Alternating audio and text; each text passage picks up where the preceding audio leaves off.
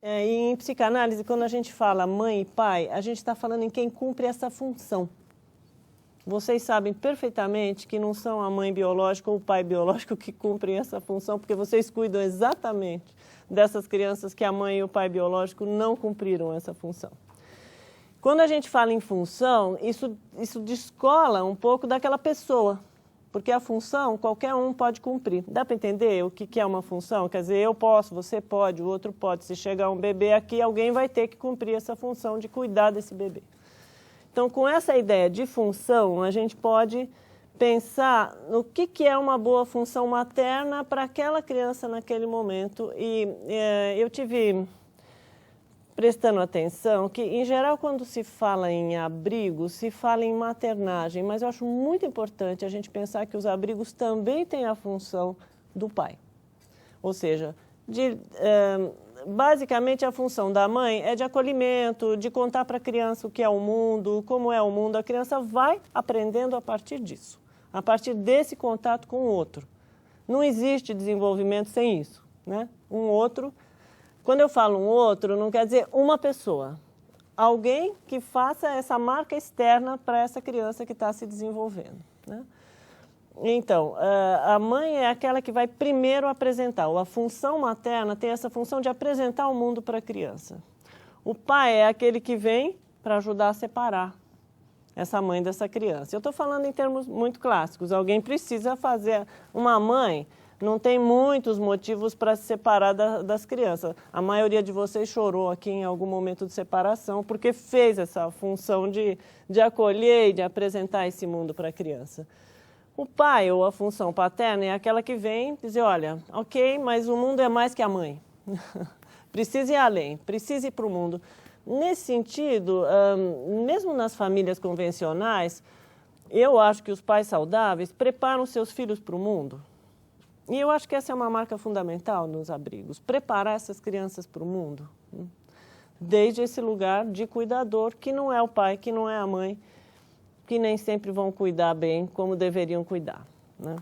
À medida em que a criança cresce, digamos que a função da família ela vai ficando mais importante, de uma família ampliada. E eu acho que a gente poderia pensar, eventualmente, a gente não vai conseguir nunca parar de pensar nessa categoria família. Precisa passar milênios, eventualmente, para que mude essa ideia que a gente tem de que a família o ideal é o pai, a mãe, a criança. Quando funciona, é bom, mas nem sempre funciona. E a gente poderia ampliar um pouco a ideia. Fiquei pensando na tribo, né? Numa tribo indígena, organizada como tribo, todo mundo cuida das crianças. Tem o pai, tem a mãe, mas a criança é cuidada pela tribo inteira. Eu acho que a gente que trabalha, vocês que trabalham com abrigo, tem que começar a usar essas categorias um pouco diferentes da família convencional para se imbuir mesmo da importância e do valor. Eu imagino que vocês saibam disso.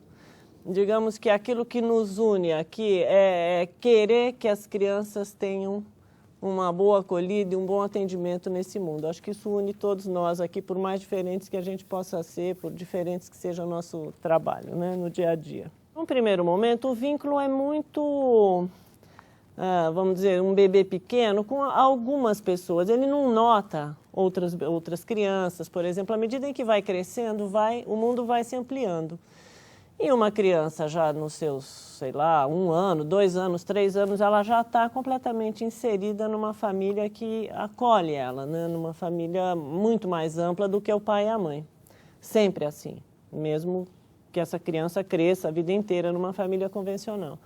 Nesse sentido, a relação vamos dizer, da criança abrigada, bebê, e uma criança de 4 anos ou um adolescente de 15, é diferente o tipo de relação estabelecida. E para a gente conversar sobre isso, realmente eu acho melhor, na hora da discussão, a gente poder trabalhar em cima de exemplos que vocês tragam ou de questões que vocês tenham para pensar em que momento, o que é frustrar, o que é acolher alguém. Muitas vezes acolher um adolescente é deixa aí, deixa fazer. Outras vezes é botar um limite, não tem regra para isso. Por isso que esse trabalho é difícil, por isso que trabalhar com gente é difícil. A gente tem que ter princípios, mas não pode ter regras muito rígidas, porque vocês sabem que isso vai falhar. Se você puxar a corda de um lado, o adolescente vai te enrolar e te derrubar no chão do outro, né? Tem um ponto fundamental para a psicanálise, tem duas marcas fundamentais no humano. Uma é a marca biológica, a gente nasce muito despreparado. Eu acho que não tem espécie que dependa mais de um outro do que a humana, né?